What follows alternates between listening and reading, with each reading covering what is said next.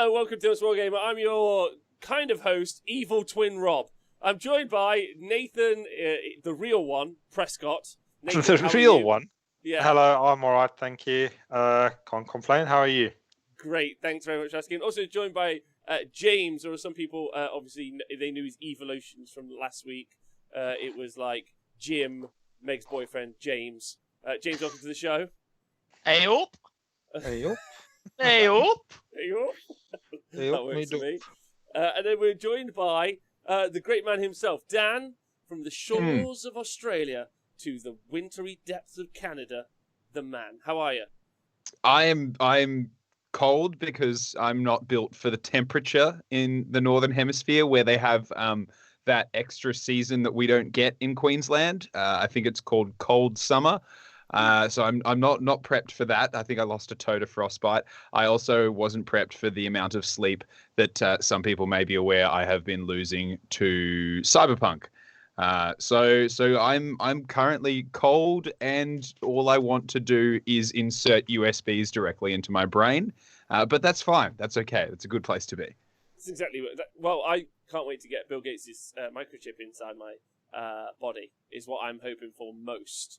Not long though. Not long. Bill Gates can take over my mind, which more for him. He's I don't know how expensive a microchip is, but I feel like he's losing out on that deal. If I'm honest with you. It just means that there's a whole new set of viruses you're going to be susceptible to.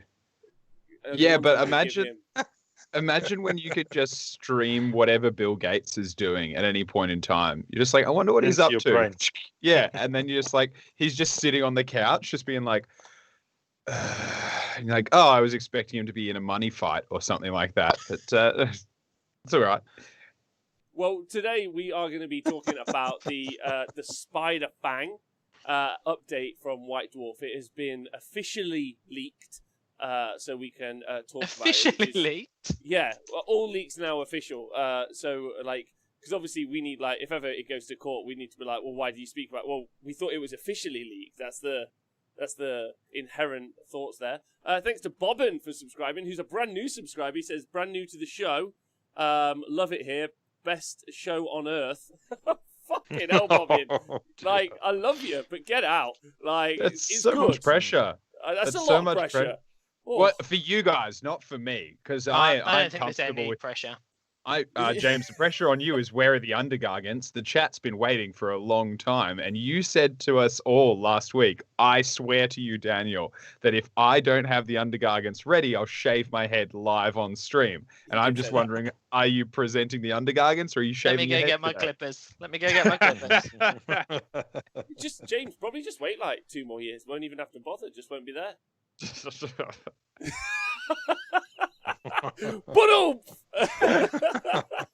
Just because you're jealous of my luscious locks. I like how we're all slowly growing into Nathan. Like, just no hair on top. Yeah. And a beard. Yeah. Right, I was going to say, before, I've said hello to you three, but let's talk to the main show hosts, the Twitch chat. Hello, Twitch chat. Hope you're well. Tomb King Tristan, Let's Get Weird. Zide Guy, Lofthammer. Oh, can't wait to see you and get a sweaty hug sometime soon. That's going to be really fun. Fucking 3 months probably. Hello to Mamdare. I hope you're well. I was on his show last night, which was super fun. The Party That All Points megacast. The only megacast to have actually been released. We still think Nick Cohen should release the tapes from earlier in the year. But Release I did. the tapes. Yeah, release the tapes, please. But unfortunately, that was not a perfect phone call. So you might not want to hear what was said on those tapes. Pretty dark. Anyway. Pretty dark. Yeah. James, the Wargaming Dad has redeemed 5,000 points for push-ups or sit-ups. No undergargants, more push-ups, James. See you later. The chat has spoken. Yeah, to let everyone know what's going on, effectively, not long ago, James offered to make us some Honest Wargamer themed underwear, and we're still waiting on that. Are we not, Dan? I am currently naked from the waist down because I made the promise that I wouldn't wear anything below the waist until they arrived, and it's making it very awkward at work. So I would just love for James to actually commit to what he said he would. home, Dan. So I don't think there's an issue. Well, no, that's why I'm struggling with the temperature here. Okay, It's because you're because naked. I keep going outside and I just have to rug up really heavily on the top half. If everyone would like to send their best little drawings, I'll print them on some pants. Perfect. There you go. There's an offer. Nathan, there's been a question in the chat. Do you have some beer? And what beer are you drinking? I'm drinking some Hobgoblin Ruby beer. There you go. Of course you are. Where did you get that from? A shop what sells beers. Okay. All right. Yeah. I feel like Hobgoblin beers would be harder to come by than at your local Safeway. The Safeway? No. They're perfectly good beer. I do recommend them. Yeah. Good. Especially the Ruby variety. Nathan, are you sponsored by Hobgoblin Beer? Is this what we're discovering? Is there a Nathan Prescott Age of Sigmar team sponsored by Hobgoblin Beer? Is this what you're about to announce? No, but I think I would start one if Hobgoblin are listening. Let's get this on. Let's get this Imagine. on. Twitch chat, who would be in Nathan Prescott's team? That's the question. Nathan, you're looking for people to... in fact, actually, anyone who wants to be in his team, please do tweet him and say that you'd like to be in his Age of Sigmar gaming team. That would be really sweet. And then also, obviously, include Hobgoblin Beer. That would be great. I'm open to bribes. Yeah. As a TO?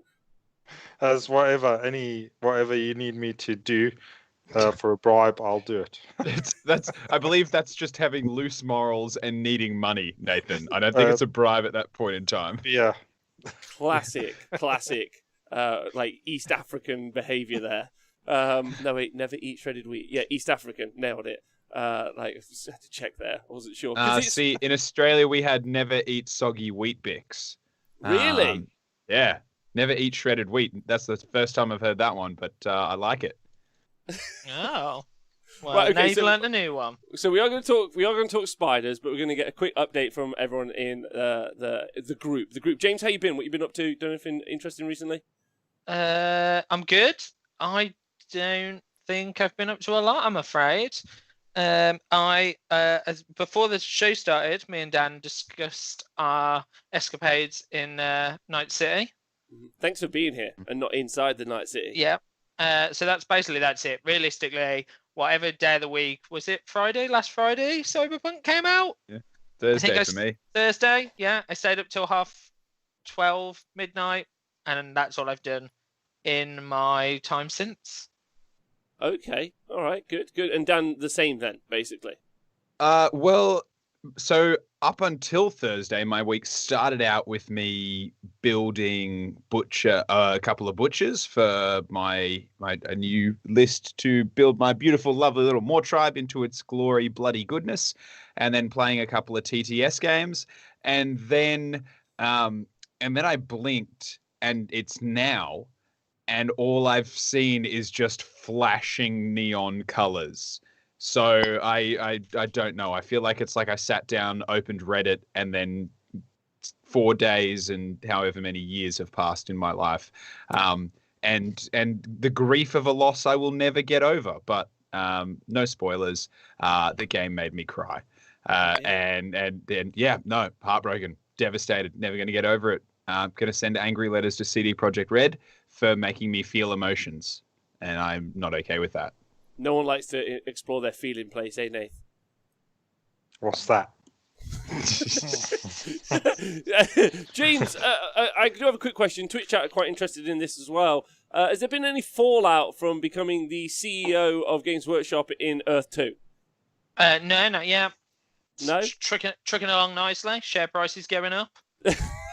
Perfect. There has been a little bit of fallout, James. What about all those people you made me make fall out of a plane? Just to silence the naysayers on Earth 2. Don't remember that email ever being sent. No, it wasn't an email. It was written just in crayon, which I found weird, and it was just a list of addresses. I think no one will ever find that note. So yeah, no, that's true. Crayon, very flammable. Tiny candles. Nathan, I assume now I assume, and that's that's probably wrong, you haven't been deeply invested in Cyberpunk 2077, but at this stage I'm never quite sure where you're at or what you're doing. Have you been playing it, or have you decided to do something else with your time recently? Yeah, I've given it a miss till the present time. Yeah, I have got some hobby done, but not Games Workshop. I'm painting zombies for to kill. That's the Zombicide game, right? Yeah, that's right. Yeah. Are you enjoying it? Yeah, they're quite cool little models. It's going to be fun. Quite a fun little game. So yeah, looking forward to pushing some painted dudes around on a board and then murdering. Are you been playing it with the missus? The missus, and yeah, the plan is possibly at Christmas, get some games in with the kids. So yeah. Yeah. Okay, that's fun. That's super fun. What is it that made you pick up Zombicide, or you already had it available? Just the fact that you get to kill some zombies. It's cool. I mean, they're dead already, but it's a cool thing to be able to do again. No, I was just looking for a board game that wasn't just a board game, a bit more of a Fun fantasy game. Yeah, a fantasy type game. And we'd played Pandemic a few times, and then Zombicide is also a cooperative game. So yeah, thought we'd give that a bash. All right, nice. Could you give me a percentage update on how far you're along with the models? I've put skin tone on all of the zombies, and that's about it. And just giving them all a bit of a wash now, so probably only about 13.4% done at the moment. Ooh, low numbers. Hopefully see them pop up. That would be really fun. Okay, well, there's not tons of news this week. Whoa! Sorry. One, you haven't told us how you are. Oh, I'm lovely, thank you. Now, don't obviously take the image that you can see. It does say that I'm evil twin Rob. Now, it's a lie. It's fake news, basically, is what's going on here. Like, a lot of people suggesting for the next 100 days I'm actually evil twin Rob, not real Rob. Like, don't believe the hype. Just because it was Stream Street Day 269 today. And obviously you got to flip reverse it. Yeah? Do you know what I mean? Right. Flip reverse it. So, but that's not me. It's a big media push. It's a lie. I'd never do anything, but I did eat a steak yesterday. Also, I'd like to thank Diadrin in the chat. Something that's been happening recently. He keeps sending me unsolicited git pics, which I don't appreciate. My inbox is just occasionally full of git pictures. Okay, like late night it's not git like pics. he's not painting something green, dressing it up, and sending it to you, right? Like it's a picture of a grot. I don't want to deny or confirm what's going on, really. But I really appreciate the unsolicited git pics, but also I don't want anyone else to send them to me, please. Thank you so much. That would be great. Also, there's another question for you in the chat, Rob. What is Were it? there lots of netters don't ask in it, that? James. Go on, Those sorry, git Nathan. pics? What is it? Were there lots of netters in the git pics? There were. Good. Rise of the netters. Go on then, James. Ask your question. K-Dread has asked, has asked me to ask you why you have no arse. Yeah, because yesterday, Mamdare from Party of the Oil Points, ass shamed me. He said I don't have enough of a booty, Stand up. effectively. All right, I'll stand up. There's my booty. Yeah, you're getting some booty shakes there. So apparently I don't have much of an ass. Apparently, although I make an ass of myself all the time. So, you know what? When we're a little bit lower in one area, we raise up in the other just to balance it out. Can I also confirm? Are you evil twin Rob, or is this just Earth 2 Rob? Earth 2 Rob would have been another great name. Because it's definitely. still ETR. Like you're still it's still the same initials. I'm just saying that, like, rather than being the evil twin, maybe you're just a version from an Earth that with a slightly more brutal regime, right, James? very. Could not confirm or deny. I don't know if anyone's been watching the current Star Trek Discovery, but I feel like this is, or you watched the original series, obviously best series, and you saw when they went into the alternate universe, so alternate Star Trek, and they were all like evil motherfuckers. I don't know if you ever watched that original series storyline. No, but that's so cool. Yeah, maybe that's what Earth 2 is. You guys have just turned all evil. Nathan, in Earth 2, how would you, as owner of Games Workshop as well, how would you behave? I'd probably drink lots of Hobgoblin beer. The same. You'd act the same. Perfect. Hobgoblin beer. I'm open for sponsorship. To see how many times you can mention it on the show. I would love the fact if they actually sponsor him, and every week on stream, Nathan's just got, instead of a white wall, just got stacks of Hobgoblin. But then has like, do you remember Wayne's World? Mm-hmm. And they do those terrible, it is Wayne's World, isn't it? When they do the ads and they're like, Pepsi Cola, the greatest drink. Like every week on stream, we'd have Nathan be like, tonight I'm drinking a Hobgoblin Red, made with fruit, berries, and the finest ingredients, and then just take mouthful. I don't know if anyone's seen it. Like, on YouTube, obviously, there's all the different people with their advertising or whatnot, and it'll be the middle of their show, and then they're like, it'll be a terrible segue where they're like, I want to talk to you about the Blarney wallet. The Blarney wallet is just amazing, and I've been using it for blah blah. And like, and it really relates to this video about the importance of brushing your teeth, because everybody knows that you've got to have your tooth game secure, just like the Blarney wallet keeps your cards secure. Like, it'll be some terrible thing like that.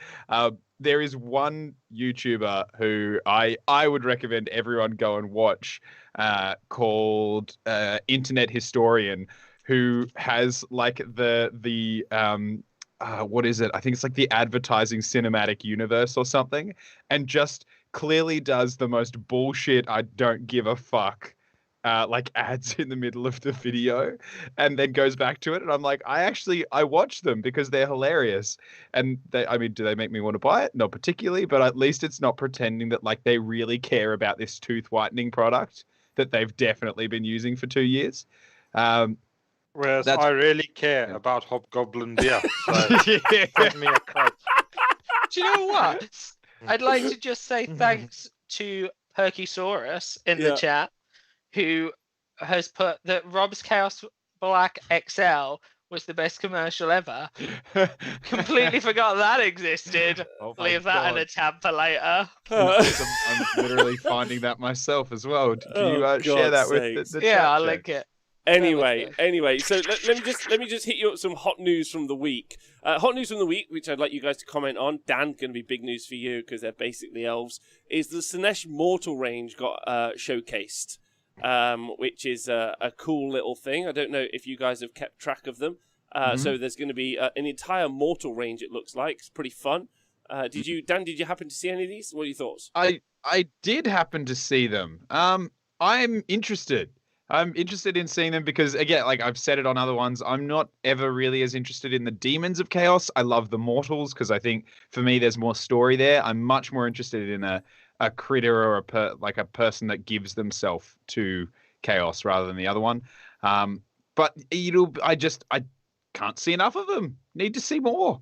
All the models have leaked as well, haven't they? Because they're all in the Warcry book.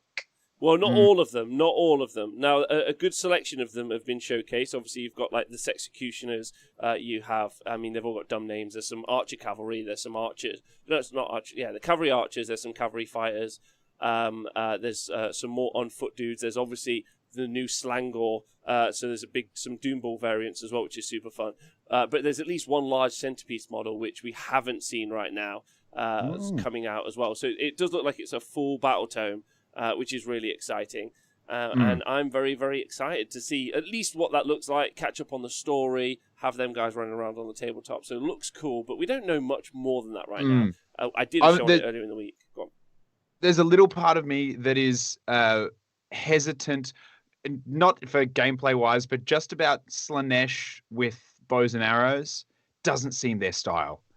Like depends if they're a sexy bow and arrow, right? Yeah, that's well. They true. actually did say they did say that they're the lowest rung of the kind of like class. They're like, it's not as fun being a.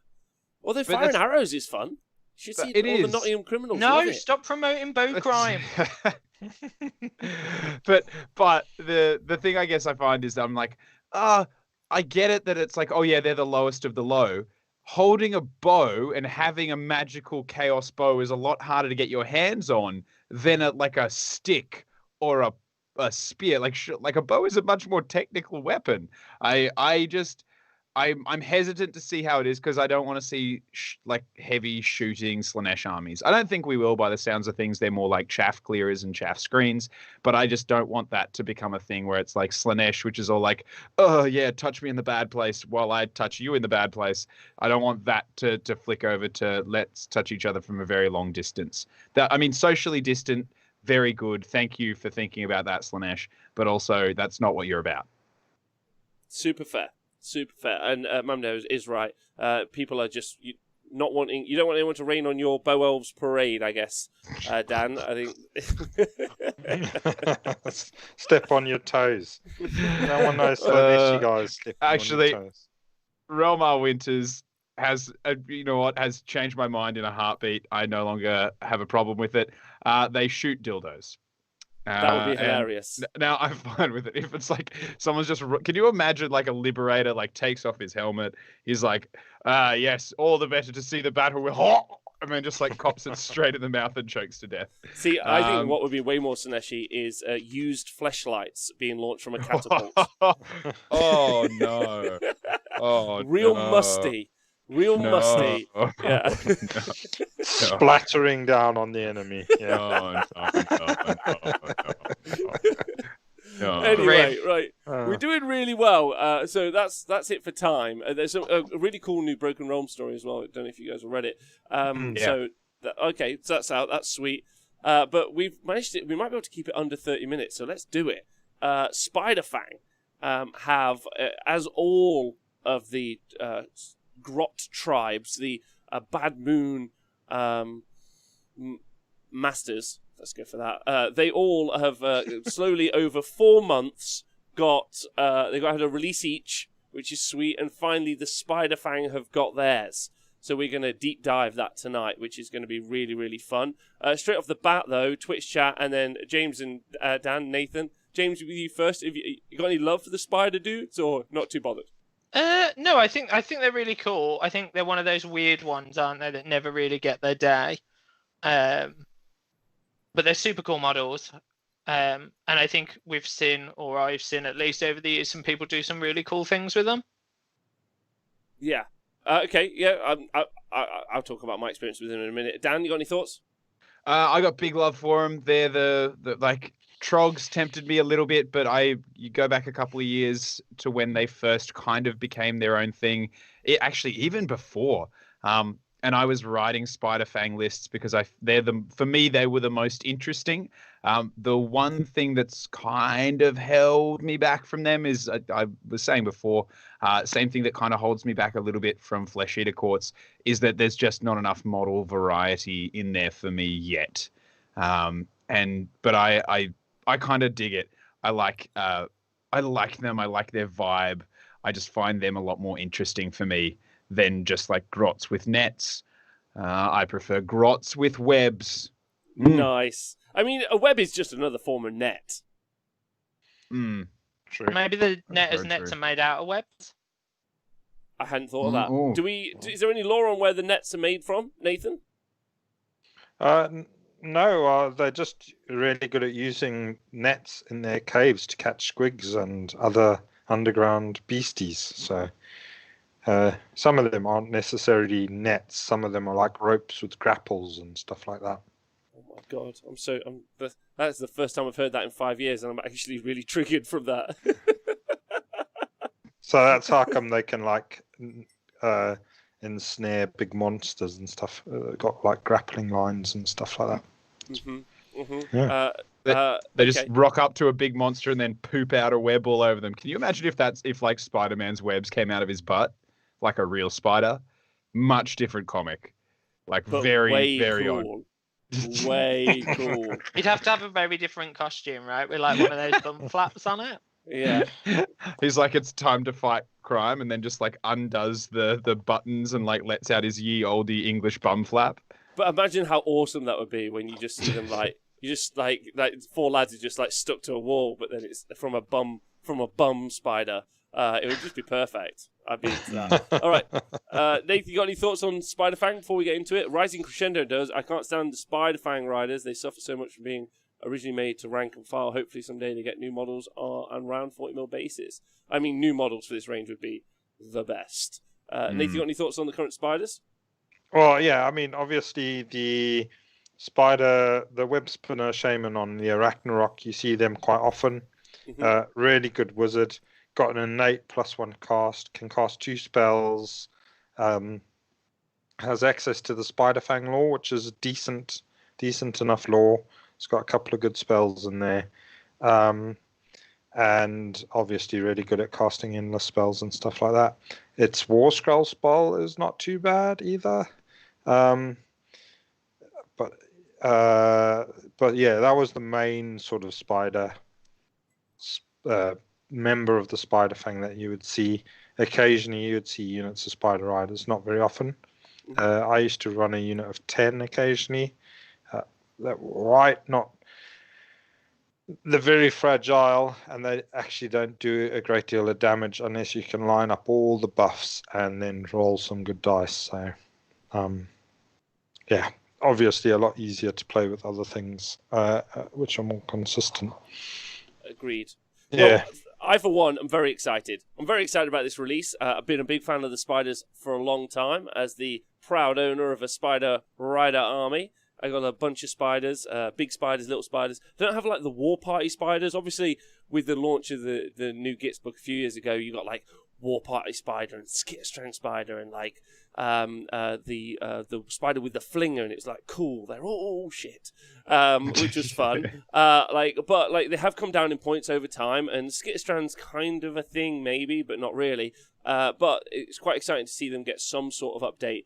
At least they suffer from a load of different things, and what's exciting is there's probably no way to make them worse, which is cool because the only way is up. Yeah, that's right. Yeah, so we're gonna have a great time. So me personally, a big fan. I used them once in a tournament, which I did really well at. I don't know if I've ever mentioned this. And really, what was that tournament, and how did you do, Rob? It was the tournament of mine in Nathan's house, and it was we had a really great time. I won that match. Rob came second. Out of Rob. 2. I was Good result.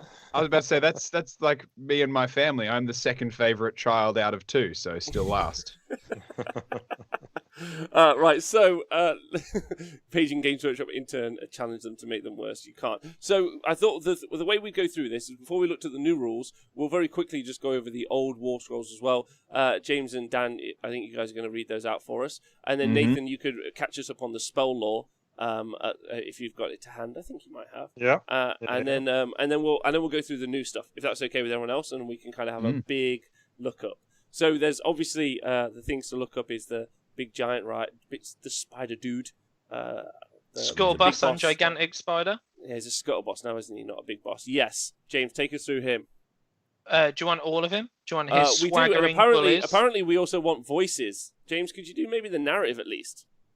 I can do the narrative. I don't know if I can do a voice. Swaggering bullies whose twisted anatomies are part arachnid.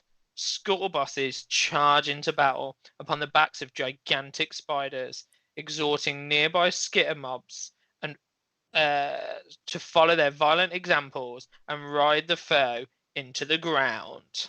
Ooh. 6 wounds. 4 up Just save, right? Yeah. Okay. Take us through the rest of the War Scroll. So you've got a Scuttlebus and a gigantic spider. It's a single model. It's armed with an envenomed spear and a spider shield. Not a normal shield, a spider shield. Hopefully it's made with the carcasses of dead spiders. He moves 8 inches. Live ones. Adaptive or live ones, just move in. Moves 8 inches. 4 up save. Bravery 6. Fearsome leader. 6 wounds. Yes. So he's got an envenomed spear, which is his melee weapon. 2-inch range, 4 attacks, 4s to hit, 4s to wound, -1/1 damage. And then the spider has a melee weapon, which is gigantic fangs. 4 attacks, 4s to hit, 3s to wound, -1 damage. So a maximum 8 damage output. Well, you haven't read his abilities yet, because this bad boy can do some mortal wounds. Okay. So when the both the Scuttlebuss's spear and the Mount's fangs glisten with lethal venom. So if the unmodified hit roll for an attack made by this model is a 6, it inflicts 1 mortal wound on the target, and the attack sequence ends. So you don't make a wound or save roll. He can pass over terrain as if he could fly, because he is a wall crawler. And just a quick one. Does it happen to mention in there the interaction between if something does fly and is flying on top, and then if it's like a 0-inch charge because it's like directly vertical down but also not? Does that make sense? Or like, did they not in any detail describe how terrain works in the game? No, he just walks over terrain like he could fly. Perfect. Is an endless spell terrain? No. In Earth 1 or Earth 2? Yeah, Earth 1's fine. We'll just stick in Earth 1. That's fine. No. And then he has a command ability. This is the one. So the boss levels his spear at the enemy and calls on his minions to attack that foe with all the fury they possess. Not Perfect. a lot. So you can use this command ability at the start of your charge phase. If you do so, pick one friendly Spider Fang Grot unit wholly within 18 of a friendly model with this command ability. You can re-roll charge rolls for that unit in that charge phase. In addition, you can re-roll hit rolls for attacks made with that unit's crooked spears in the following combat phase. Oh my gosh, guys, tone them down. They're crooked spears. Baby! You mean, so sorry, I just want to confirm, because they obviously didn't want to go overpowered and let them re-roll hit rolls with the one part of the unit that's meant to be scary, the spider. So these guys, he's like, hey, forget your war beasts that you've tamed. Get real pokey with that bit of sharpened twig you've got there. And they were like, oh yeah, good idea, boss. My favourite bit is it lets you re-roll hit rolls on a crooked spear that's a 5 to hit. More chances to hit than James, because you've got more chances to miss. It's actually a better command ability than if they hit on 3s re-rolling, because you won't get as much out of your CP. That's if true. That makes sense. That's true. You get to roll more dice. More value for your buck. So that's the gigantic boss on Big Spider. Dumb. I think the important part. Let's talk about them spider riders. Nathan, there's been Dan, both of you. There's been a lot of shout for a different kind of narrative voice intro. I don't know, Dan, if you want to take it away. For what? Sorry. For spider riders, for the battle line core unit. Oh, they need a voice. Well, they need there's a narrative intro on the War Scroll. Apparently, Brummy isn't doing it for people. So, James, Okay. I'm offended too. Me too. Okay. So you want me to give them a voice while I read it? Just read the narrative. There's the narrative part at the top. Okay, on Spider Riders. That's what you want? Oh, sweet Betty Dingus. All right, here we go then. Okay, here we go. I'm very excited. Skittermobs of Spider Riders scream across the battlefield, pouring through, over, and even around the densest terrain or most formidable fortifications. They encircle their foes, pelting them with poisoned arrows and jabbing with their crooked spears.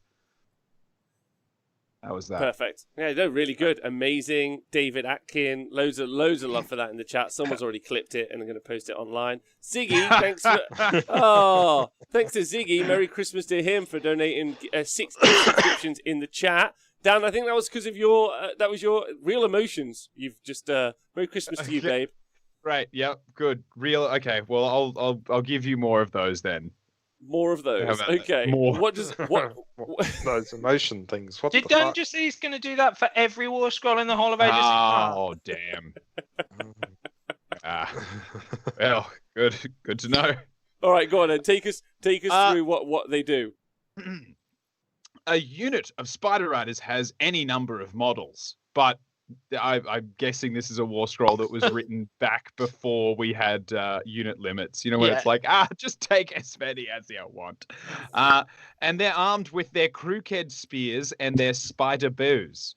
Big old 10-inch move, quite nice. 2 wounds, 5 up save, and bravery 4. Which, but there we go.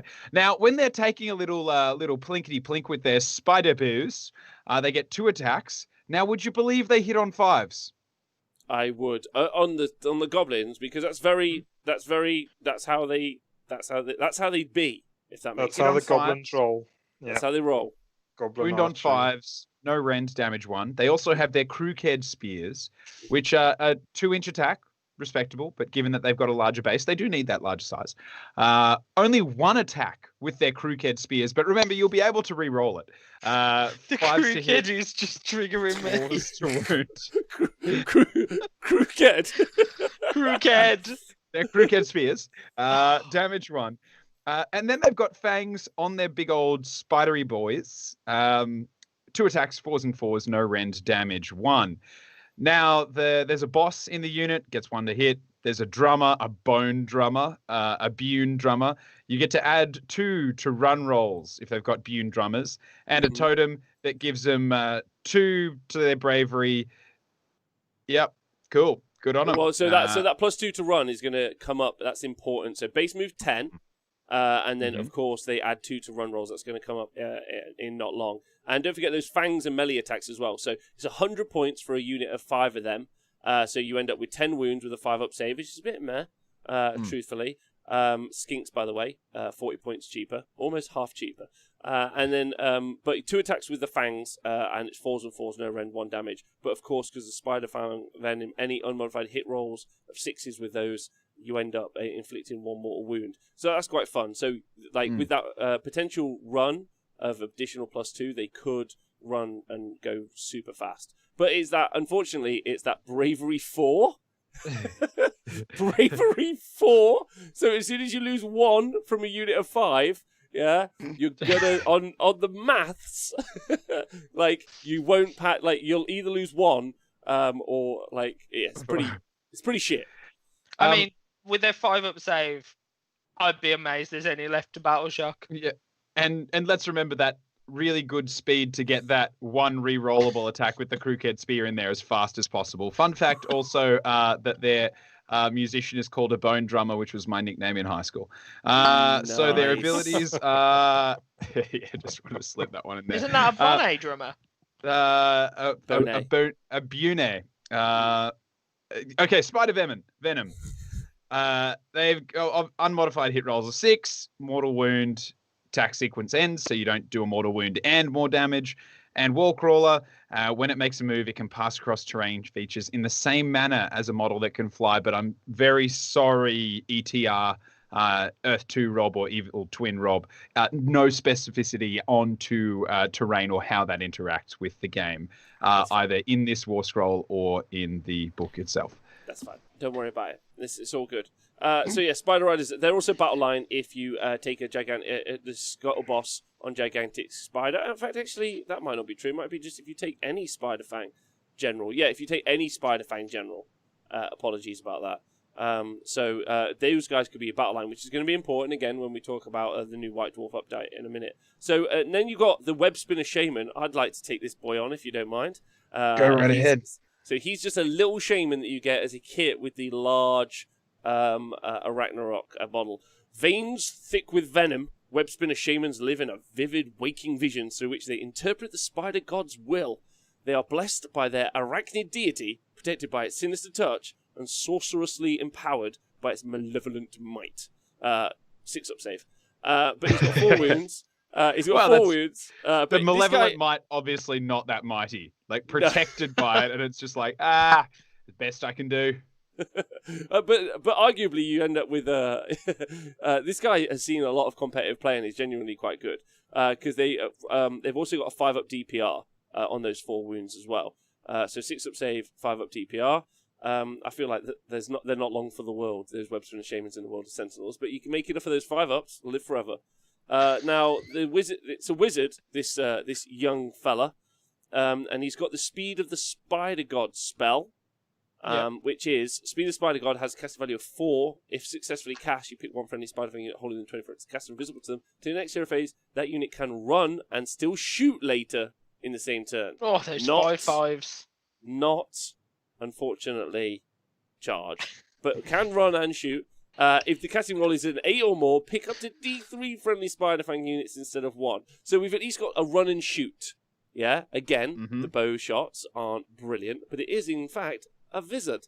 Yeah, it's indeed a wizard. So not much to say about the web spinner. Nath, you've used the web spinner a couple of times. You got any thoughts on him? Yeah, I use them all the time. Well, not all the time, but I do tend to use them a fair amount of time when I've got the wizard on the Arachnarok, because that wizard has a bubble, an aura of +1 to cast to Spider Fang wizards. So it's like you're just paying the extra 80 points, I think he is, to get an extra spell slot with that extra +1, which obviously becomes +2 under the light of the moon. So pretty good. And then he can take law. I mean, I've never used his War Scroll spell, but he can obviously, he's great at casting Skull Tide because he gets another +1 to cast that. So he could be +3 to cast that fella. And also, there's a few decent spells in the Spider Lore. I tend to take him with a healing spell, so he can heal the big Arachnarok that he runs around behind. Hiding. Support. Yeah. So let's talk about this because Owen is right. We've got the Alpha Boys. I don't know if you guys have started doing the math. Dan, I can see your brain racing. James, you look livid. Livid that the shooting meta of Age of Sigmar might be impacted again by the Spider Riders. Let's talk about it. Let's take 300 points. Fuck it. 400 points of Spider Fang. Yeah, 1 unit. It's a block of 20. Dan, I know you're talking it through in your head. They're moving 10. They're running 6. Yep. Yeah. Oh, holy shit. That is an effective 18-inch move. Yeah, if they've gone that far. Now they're shooting 16 inches. That's 34-inch shooting. Yeah, 34-inch shooting. 2 attacks each. And that unit of 20, 400 points. Yeah, that unit of 20, that's going to be 40 shots, 5s and 5s, no rend, 1 damage. We got the Alpha on. That's what we've got. Don't forget, 6s do mortals. No, that's only on Not on the bows. spiders. Not on the bows. Oh no, that's not. It's only that, like, they actually specify that it's only their. Only the teeth. Only the bows. Only the spiders, not the spears or the bows. You're kidding. Yeah. Don't worry though. That's just the start. I assumed it was the same as Spider Venom in the Scuttle Boss War No, Scroll. he's got better spear. His isn't crooked. Oh dear.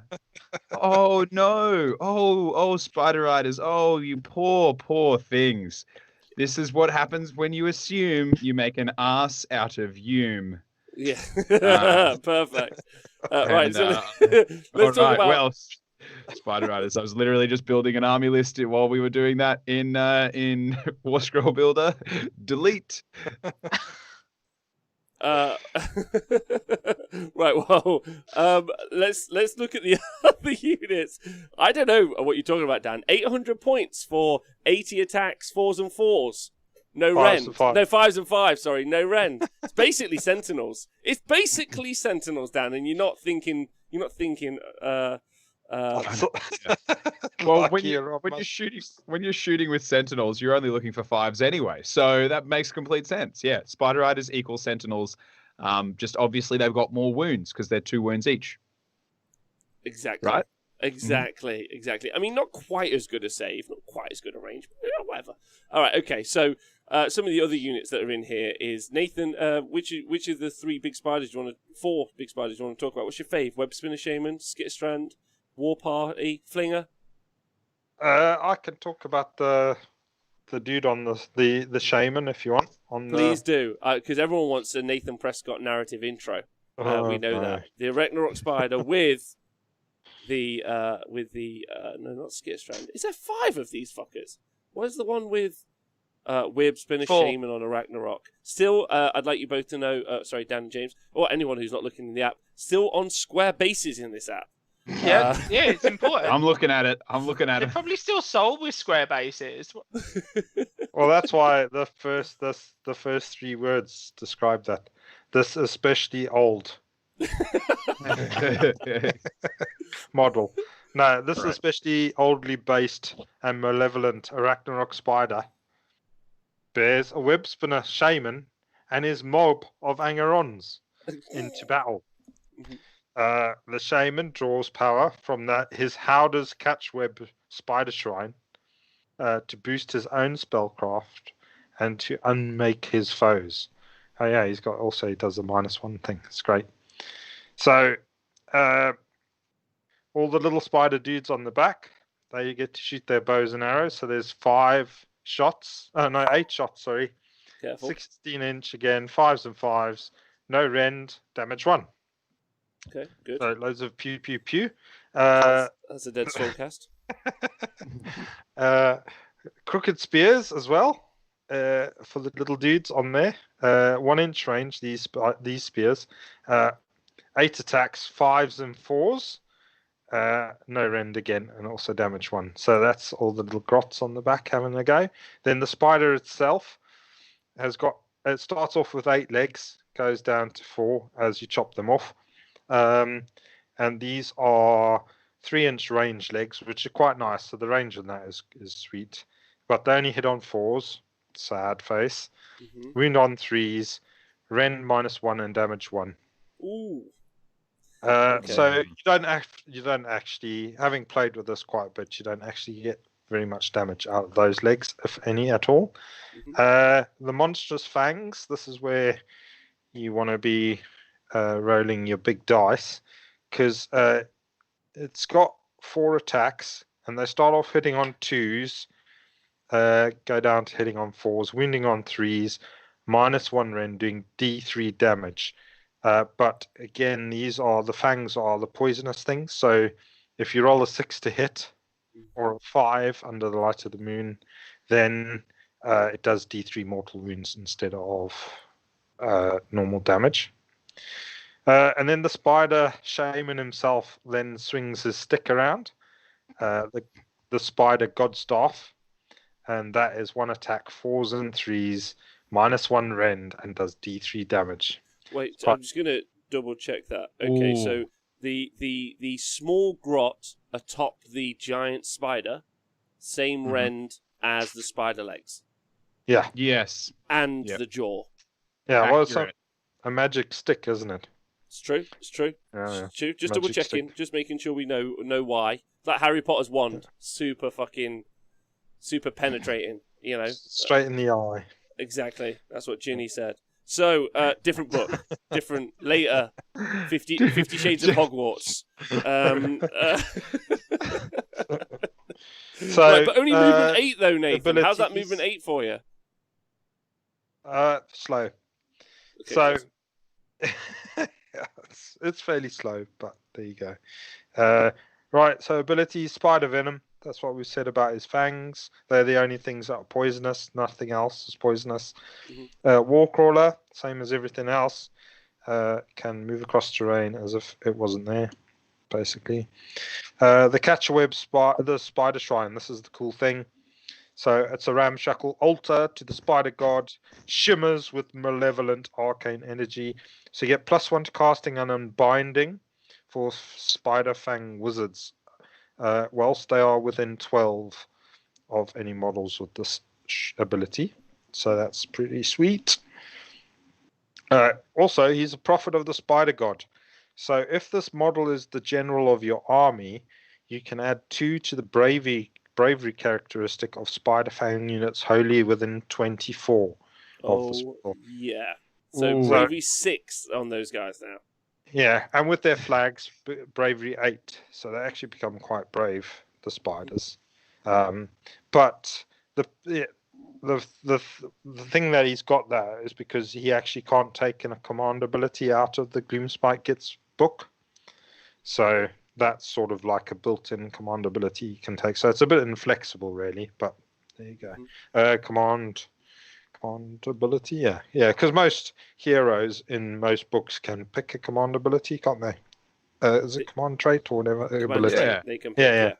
Sorry, he so- can't have one. He can't have one. The Skull Boss can take one, but it's specifically only for Skull Bosses, not for Spider Fang You heroes. can actually, Dan, you can actually build a really like potent scuttle boss like in a fight. But he's like it's not. How much do you have to invest in making that Just your happen? command trait and an artifact. So And everything. then- And then he cast stays, a spell on him. Oh, So, yeah, you also have to yeah. cast a spell. Yeah, and he So- stays alive quite well on those 6 wounds with a 4-up save. not the best, but like he's a house spider. He's not like the toughest spider in the world. If you get a plastic like Tupperware container and just put it upside down on top of him, he's cooked. Yeah, Nothing he can do. Yeah, basically. Yeah, if you put like 30 liberators around him, he'd be like, oh no, this is like a newspaper for me. Can't do anything. Sorry, Nate, you were saying anything else on that? magic, yeah. Obviously, he can cast some spells. So he can cast 2 spells and unbind 1 spell. So it's pretty cool. So his War Scroll spell is Venom of the Spider God. So with a hiss, the shaman calls upon the Spider God for its wicked aid. Venom of the Spider God is cast on a 6. Pick a Spider Fang unit wholly within 16 and visible to them. And into their next hero phase, you double the number of mortal wounds inflicted by the unit's Spider Venom ability. If the casting roll is a 10 or more, you can pick up to D3 friendly Spider Fang units instead of 1. Which is a phenomenal spell. Like if you're running a spider unit, like or spider army, you have to have the Ragnarok, and you got to go for this spell. And this is the one spell those Hearth's Arcanum lists are going to stop 1, 3, and 5. Your Incanters, Teclis, Nagash, Croak, like any of those. Like, but other than those matchups, that spell being cast is going to be baller AF. And you can get pluses to cast. You get +1 at least, maybe +2 if the moon's in the right place, Dave. Yeah, well, you got +1 all the time because you got that shrine with you. And then, if the moon is shining on you, you get another +1. So, you can get +2. Yeah. So. That's pretty good. All right, so what spells you can cast? Well, Nathan, if you fancy looking that up just very quickly, I'm just going to fire off the other quick, because there's not as much to really say about these guys. You've got 3 other versions of the Ragnarok which came out in the last Gitz book. Well, You've got the Ragnarok. Sorry, before we jump on, can I just quickly jump onto something from last week, Rob? In that we can see here again the web spinner shaman, that tiny grot on the back of a spider, probably coat to his eyeballs on venom and poison, is a better spellcaster than someone who's given their soul to Tzeentch, the embodiment of the emotional whatever it is that is magic and change. But because the whole thing with Tzeentch is, isn't it? He just wants to troll people, so maybe that's his hilarity. He's like, oh, they think they're a good wizard. Just you wait. Or secretly, he's like, he's not even a wizard. I pay Jeff to follow him around and just throw out sparklers every time he waves his hands. It's my greatest joke. It's a rough time out there for the kids. I'm not gonna lie, but you're right. Yeah, he's a pretty good caster. Just saying it. He's a better caster than a lot of Tzeentch wizards. That's great. Right. So the other Ragnaroks, I'm pretty certain they're all stuck on that base movement as well. I think. So you got the Skitterstrand, who basically can deep strike. So he doesn't have in any way any better attacks. He's just got the chitinous legs, which start as 8, which are pretty terrible, and he's got that monstrous bite ability again. But max you get in through is 43. But they hit quite well, right? Like they 2s and 3s run 1d3 damage, but I mean for the points that you're paying for him, like it's like whatever. However, so you got Warcrawler and Spider Venom, is always going to be the mortal wounds on 6s to hit with the jaw attacks, and then he's got Ambush from Beyond. Instead of setting this model up on the battlefield, you can place to one side and set up his ambush reserve unit. So basically, then you have Moon Phase, you can set 1 more reserve units in ambush on battlefield, more than 9 each way for any unit. So basically, you can just deep strike a giant spider, which is really fun. Like, really fun. Especially if you like put them in deep strike, and then if you bought like a toy spider, like a foam one or something, and then just like when you were going to deep strike it, just throw it at your opponent's face. Yeah, it's like, oh! They were like, oh! That would be really fun, but also mean. There's also competitively, you don't have to have something on the table already, so it's a good dead drop too. Like just looking at it, it's not one of those ones that's like, oh, for every model you set up this way, you have to set up a blah blah. Yeah. It's just on its war scroll can go into deep strike. Again, why would you deep strike it though? Because it does very little damage, and also it comes on at the movement phase. So your ability to make it have the buff, so it's the D3 times 2 mortal wounds won't be available to you either. So because obviously that happens in the hero phase. So then you've got the Arachno-Rock spider with Spider-Fang War Party, which in all honesty I love conceptually. I would like to do this as a model. Just get a couple of the Howder kits, make a giant deck. I'd have a Spider-Fang Grot DJ in. I'd have all the other Grots partying it up. Maybe a couple of like fungoids just going wild, just throwing shrooms out. Like, it sounds really fun. Rules wise though, big pile of shit. Like, just awful. And that's because what you basically are getting is you're getting more Grots. And we've kind of highlighted one of the weaknesses, I guess. Nathan, apologies. One of the weaknesses of the spiders is the Grots atop them, because they don't carry nets. Would I be okay in saying that, or what are your thoughts? No, the Scrots are great. Okay. Well, I'll tell you, fives to hit is always a dice roll I want to see. When I roll dice, I think I want low odds. That's what I want. High You reward want to is what you enjoy get. it when it happens. Remember those crooked spears though, rerolls to hit. There's 10 of them.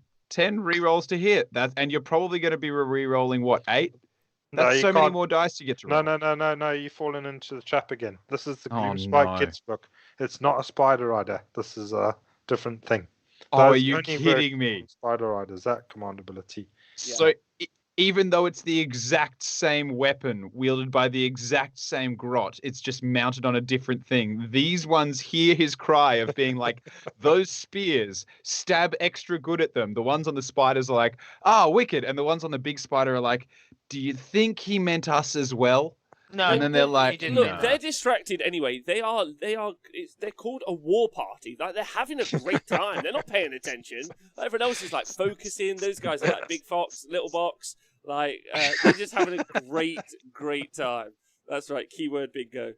So I like how James, before we went live, James was like, we don't have to do anything tonight. Nathan's just going to be like banging on about how great everything is. I was like, you wait till you start talking Git's keyword bingo, like Pete is in the chat. Like, fucking, you're coming up with all sorts of trigger words, Dan. It's like, no, Dan. Anyway. Keep thinking the weapons can be using poison. No. Command ability. No. I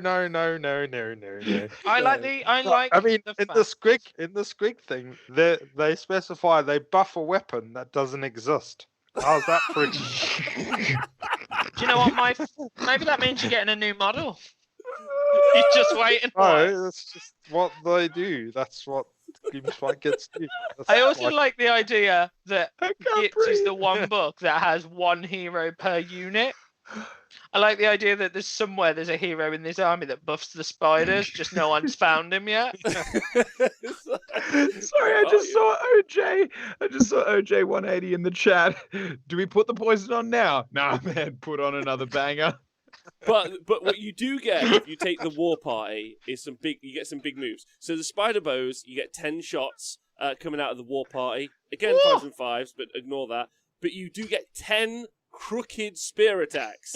Yeah. No, crooked. Crooked spears. 10 crooked spears. You obviously still get to keep the legs and the fangs as well.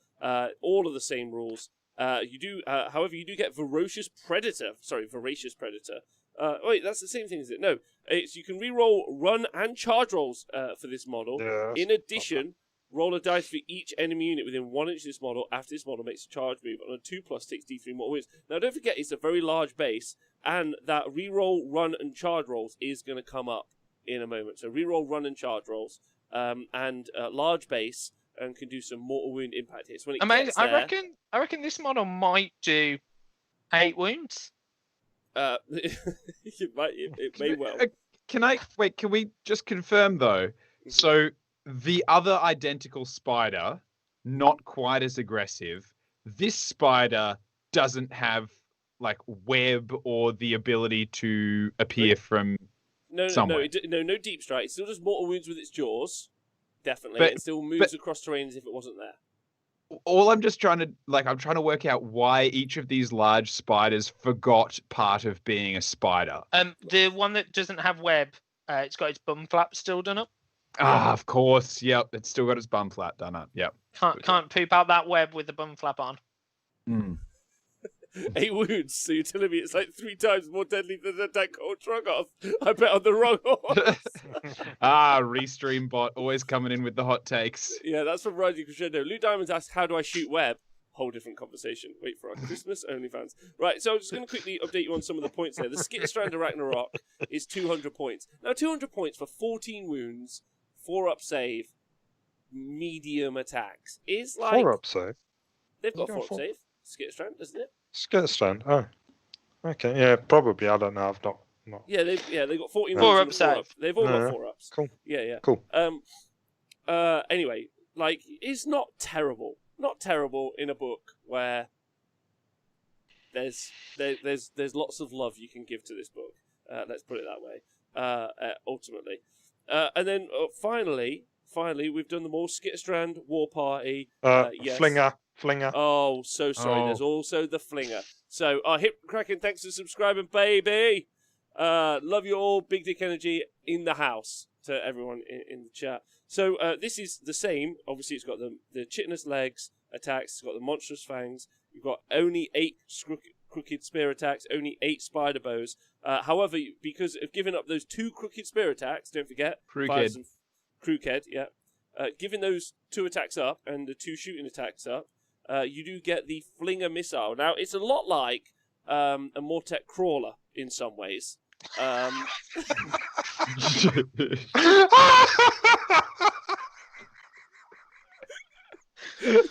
Oh no! Nathan, what are you drinking? Yeah, what are you drinking? I'll Evan? have some Hobgoblin for that. That was great. Thanks, That Nathan. I thing really was a lot appreciate that. like a Mortic Crawler. That was just for Fucking- you. That was awesome. Yeah. Are there? How many points? What's the points? I Like, just read the Flinger. Oh, hold on. That's Yeah, I know. so useless. It's 220 points. 220 points. 20 points more expensive than the crawler, but I think I can justify as to why.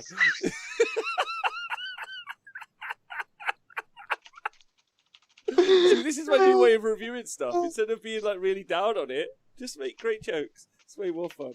Right, so it's got 36-inch range, and don't forget these guys move 8 inches. Although, do they? At least on War Scroll Builder, they've taken not a War Scroll Builder. Sorry, on the app, they've taken the profile away. Oh So you yeah, know how they it's- have too. So you know how it says star, Yeah, and then it doesn't tell you what the star is. he's just a Anyway. star. He's Just- it's just being like Just for movement. Christmas. Oh, he's a star. He's a champ. Just And they're moving like, 22 yeah. inches. Yeah. Yeah. Just layers and layers of OP shooting. I know some of you, especially over the chat, 36-inch range. Movement, I think, is 8, so it's a 42-inch effective range. I've already spent more time in my life talking about this than I already should have. It's 1 attack, and it's a special attack, though. This crude catapult hurls a heavy ball of corded spider webs at the enemy, or used flashlights. Any victims not crushed by the missile when it lands are engulfed by the mass of sticky silk as it unfurls, as it explosively unfurls. Do not use the attack sequence for attack made with the Flinger. I wish I could. Instead, roll a dice and add 1 to the dice roll if the target has at least 5 models. Add 2 to the dice roll if it's got 10 models. And on a 6+, that's right, a 6+. So if it's got 10 models, it's a 4+. D3 mortal wounds. But that unit is engulfed in sticky webs, and it fights at the end of the next combat phase after the players have picked any of the units to fight. So you do give an always strikes last ability, correct jog at PLC. It's a giant net. On a 4-up. No, it's not. Why not? We've James? learned it's not a giant net because it doesn't make the -1 to hit. That's true. That's a good The only point. way. Yeah, So yeah. it's sticky web. it's Sticky like web you know- that engulfs you. it's like the sharks. Don't the sharks do something similar? They No, do no, do they something- can't. They just have to. Can't They have run just to from it. aim at you, and you Yeah. fight. No. and you move can't pile less. in. Yeah. That was Like, it. If this thing always like made you strike last and then on a 4-up did the mortal wounds, different story. When it's like on a 6, 5, or a 4, depending on whether you're a character, a unit of 5 or a unit of 10, maybe you do some mortal wounds and then you strike last. This is just busted. I don't know how it could possibly be in the army. If it's more than 10 models, it does it on a 4-up, doesn't it? Yeah, it does. Yeah. It's still poo. Yeah. However, what I don't understand is, like, the other one has a whole war party of grots. Yeah. 2 more attacks. Like, how many more do you have to bring? Is there 2 more? Is only 10 a party? 8's not a party. 10's a party. Like, I think 10's a party. What I I want from this, what I would like from this white dwarf battalion is to know how many grots it takes to make a party. Because if 8 isn't and 10 is, that's something I need to know. All right. 8's just not enough. Like in 8, someone still busts out their like emotional beat poetry and turns off the music and is like, everyone listen to this. It really means something to me. But when they get up to 10, that's when it's just too much party for that person to start talking about like broken mirrors on the shards of my soul. I just wanted to check. Is the spiker, that's one of the Gobblepalooza that's like spidery. Is that part of the like the No. Oh, okay, cool. So he just looks and acts like one, but isn't actually a part of it. No, he gives +1 to wound, but only to Moon Clan grots. I'm looking. Moon Clan, grot. I'm looking up his model right now because I am so convinced. Didn't it have like spider legs and a spider spear thing? Yep. Doesn't now. And yet it's not. Wow, not spider okay. fang at all, no. Great, cool, good to know. Okay, well, anyway, so I'll just quickly fire through the points again to remind everyone where we're at. So that's where we were at. You got the Ragnarok Spider Flinger, 220, Skitterstrand Ragnarok, which is the Deep Striking one, 200, and the War Party, 220 as well. Gothazar Harvester, by the way, 200 points. Not to pick on OCR, that's unfair. I mean, that's just terrible. Bastillodon, 230 points. Is it 230, 240? Whatever. Like, 1-up and rundable save. I'm not, it doesn't matter. Like, it doesn't matter.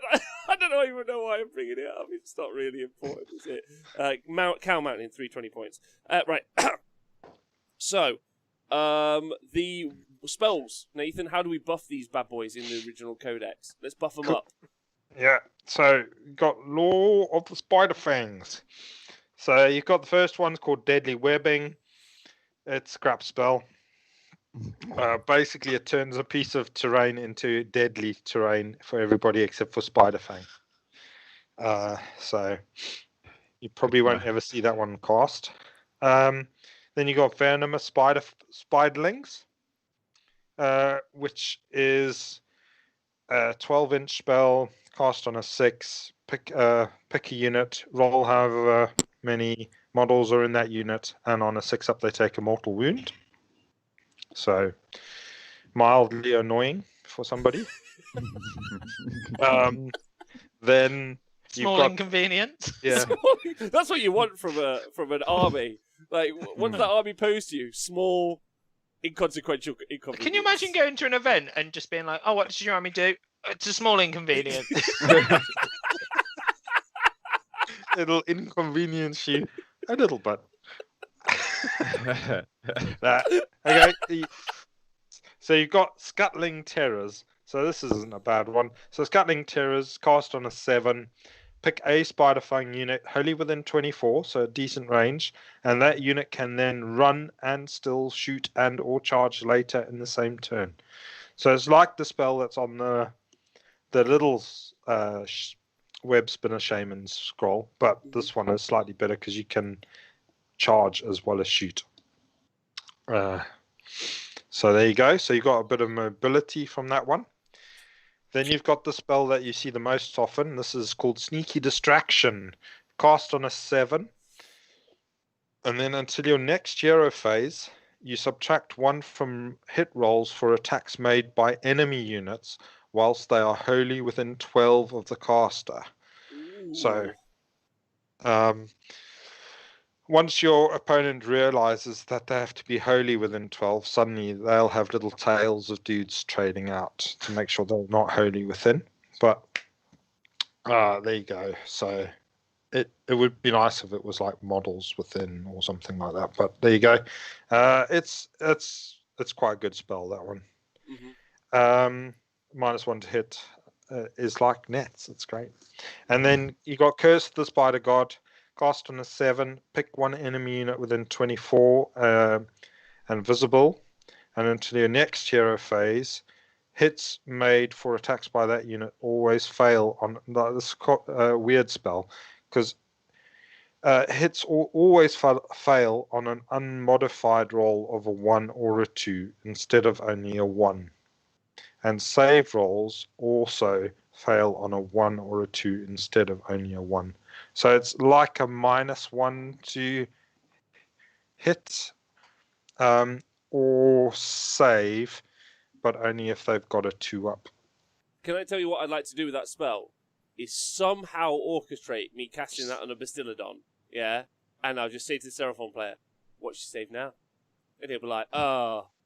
So, okay, hold on, listen. So he's under it, so he ignores the modifiers for the spell. And then his head will pop off, and then you've won the game.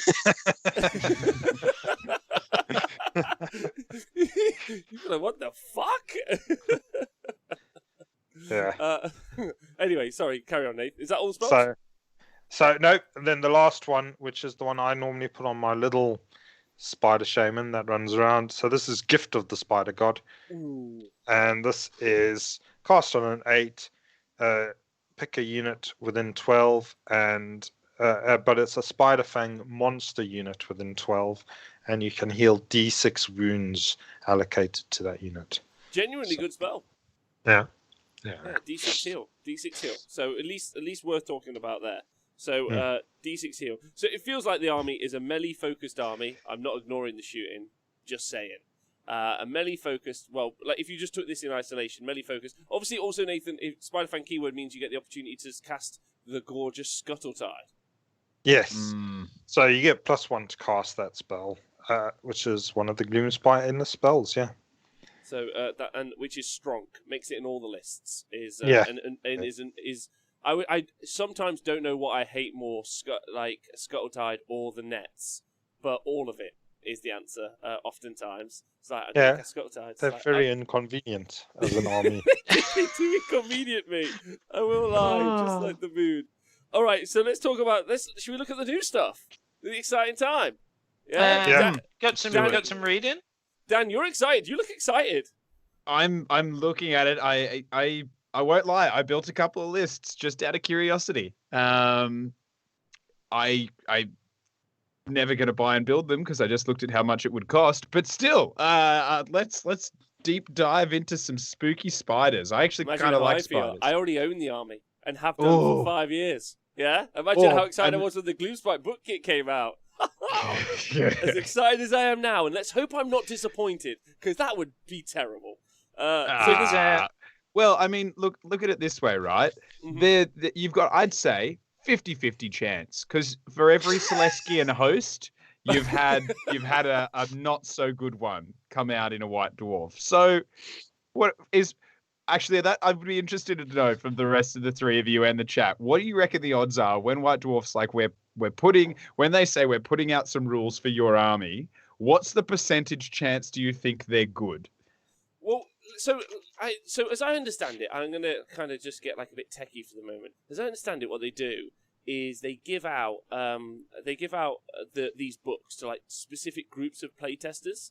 Yeah, like so they're like, okay, you particular group of people, you're doing this book and you're playtesting that, and this particular group, you're doing that book. Yeah, like that's generally what I've thought. The only thing I can like think oftentimes when I read a lot of these Gits updates is the playtesters who they give the stuff to test this stuff are complete fucking idiots. And I mean like can't read, like they need help up from chairs. I mean like absolutely like I hope they're listening because I think you're a moron. Like of the strongest magnitude. Anyway, and the Gits chat, I don't want to speak for the Gits chat because they'll stab me. Agree. I think generally. Only on a 5-up though, Rob. So 1/3 of the time they'll stab you.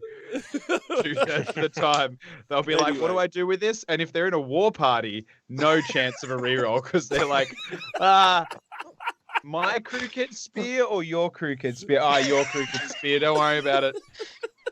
Anyway, so chances low. I'm gonna go for Dan. There's some new Sinesh stuff coming out. Dan, the new Sinesh stuff, I can already imagine broke as fuck. Like, truly off the scale. Anyway. Alright, so the updates, the Loom Shrine's been updated. Nathan, can you tell us how this works? So basically now you can, instead of bringing back grots, you can bring back spider riders. So on at the end of one of your turns, if a unit of spider riders has died previously in the battle, you can roll a dice, and on a 4-up, you can bring back half of that unit, and then you can't do it again to that unit ever again. So there you go.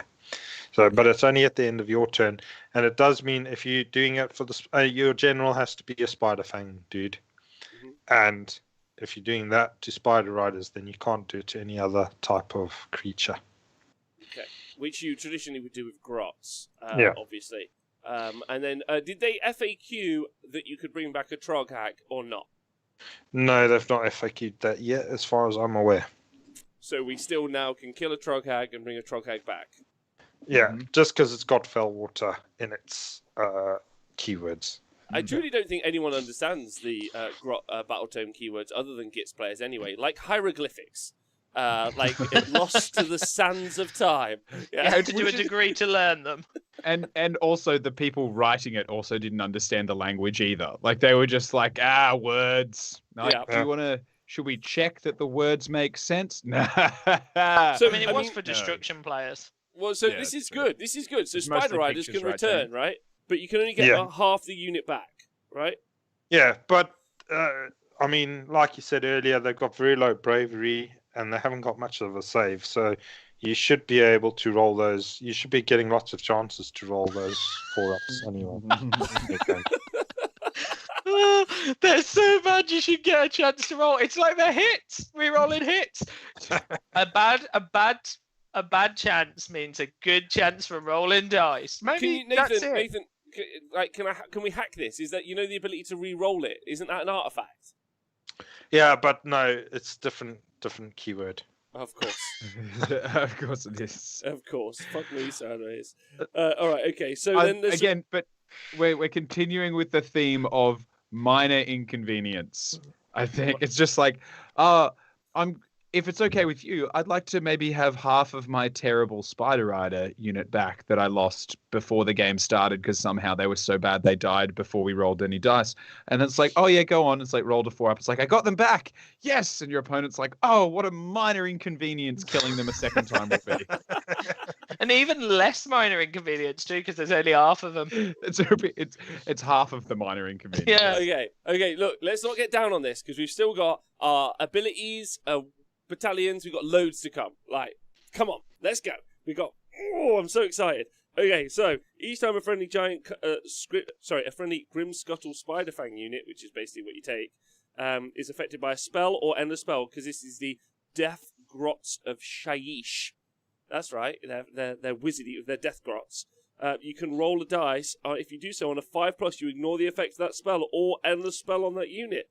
That's genuinely wicked. Yeah, that's proper good, that is. Proper good. And it's the good version of that ability as well that says you can roll a dice. Because I remember when that was, Nath, do you remember that was dispossessed? And it said you had to. So when you could ally in a Stormcast Wizard, if you were trying to buff one of your own units, you had to roll because you could sometimes resist your own buffs. Yeah. This is the good version where it's like they can choose to be like, oh yeah, the magic could happen to me. Perfect. Well, it's exactly what you want. That's great. And also a inconvenience to your opponent. Add to that list. Yeah. So then, so 5-up ignore the effects of the end of spell. Brilliant, because they're from Sheesh. Now you've got down to the Aether Glow. You can reroll hit rolls for attacks made with melee weapons by friendly Skitterstrang models that target a wizard or a priest. Not just reroll them, because if you target a wizard or a priest, so the deep striking fellas, 220 points, Bastillodon, 220 points, is what's the right word to describe this? So yeah, you can reroll if you target a specific model. Any thoughts on that, Nathan? Yeah, that's very situational, isn't it? Yeah. It would be nice if everybody was drawn to the Aether Glow, but it's just them Skitterstrands or fellas that do that. Yeah, there you go. Okay, so not the best. Yeah. I mean, the way it looks, either that Skitterstrand is fighting your 5 wound, 1 attack wizard or priest, in which case, if they need rerolls to finish them off, they should go and have a hard look at themselves. Or they're going up, the rerolls. Or they're going up against, like, think about the wizards, the combat wizards, you know, like your Archaons or your big characters on beasties or whatnot. Even Alariel would look at them and be like, you want to try this? You want to? Okay, all right, okay, let's do it. And I mean, she should be 0 points, but even in that instance, that's kind of useless, I think. Mm-hmm. It's more useful if you're fighting your elf buddies, because they're all wizards, aren't they? But there you go. Yes, helpful to kill elf wizards. Yeah. Well, probably one of the best counter meta pick units in the game right now is Archaon, which, if you go back and listen to the Stream Street show today, Owen was talking about a little bit, but we saw showcase at the event recently, because a lot of the major threats out there, Lumineth and Skinks, need 6s to hit. They want 6s to hit. They love 6s to hit. Even if the mortal wounds from the Skinks come on 6s to wound, less 6s to hit mean less dice through, basically.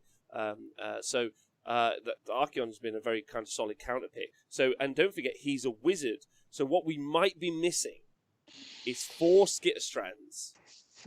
No, 3 Skitterstrands. Deep strike into Archaon. He's been flingered, by a flinger at the back of the board, so he strikes last. Okay. Yeah? Okay, just go with me on Yeah. this.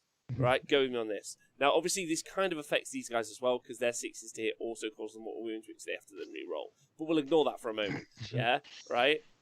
You potentially, with 3 Skitterstrands, if you deep strike into Archaon, because he's a wizard, you can re-roll the hits, and then you won't kill him. So, that'll be... It's a tactic. That's a tactic. You'll inconvenience them, though. Yes. Yeah. You know what? He'll be inconvenienced for You at know what? least 2 turns, I reckon. Looking at all of this, I think they're going up from minor inconvenience to slightly miffed. By the end of this, we may need to upgrade their rating. What are they? They're no longer a minor inconvenience. Oh, really? Are they good now? No, but they just leave me slightly miffed. It's like, oh my goodness, they've gotten so much stronger. Well, they have got strong, because get ready, I'm about to read it to you. If you can, so the Masters of Feigned Flight, the Grimskuttle Grots are the Masters of Feigned Flight, falling back before returning to attack once more. The fact that such retreats often aren't initially feigned helps a little. Anyway, you can use this command ability at the start of your movement phase. If you do so, pick 1 friendly Grimskuttle Spiderfang unit wholly within 12. Dan, you're running Techless at the minute. You know, for like an entire 5-up DPR. What is it, wholly within 18? Yeah, just 5-up DPR, 18. I mean, 24 sometimes, I think, if you're nasty. No, maybe not. Maybe 18. Anyway, yeah. Okay, well, however, this is wholly within 12. Friendly Grimskuttle Spiderfang hero until your next hero phase. That unit can retreat and still charge later in the same turn. And this is on a Grimskuttle Spiderfang unit, so we're talking like large bases, or even the Spider Riders, like large bases in probably units of 10 or more. Mm-hmm. That's going to be so easy to fit into a wholly within 12. That's harder than you would think, but it's like, it's not. I mean, it's 24 inches, like, both ways, if you think about it this way. Yeah. So that's a huge positive. But it's only retreat and charge and not run and charge, but more on that later. But that's still good, because then you go in, you do all your impact hits, you do all your mortal wounds, and you run away next turn, which is kind of good, other than they'll be dead. But, so then the command trait, the prophet of the Spider God. So fervently does this shaman believe in the monstrous deity of Deathgrots, that when he raises his squeaky voice in prayer, his followers really do seem to be blessed with the Spider God's potent venoms. Once per battle... always a good starting line. Always a good start. He believes so hard. He believes so hard that he's like, I believe for a very short period of time. But in that period of time where I'm believing, oh, it's fierce. So fierce. Well, so once per battle in the combat phase, you can say this general will unleash their battle cry.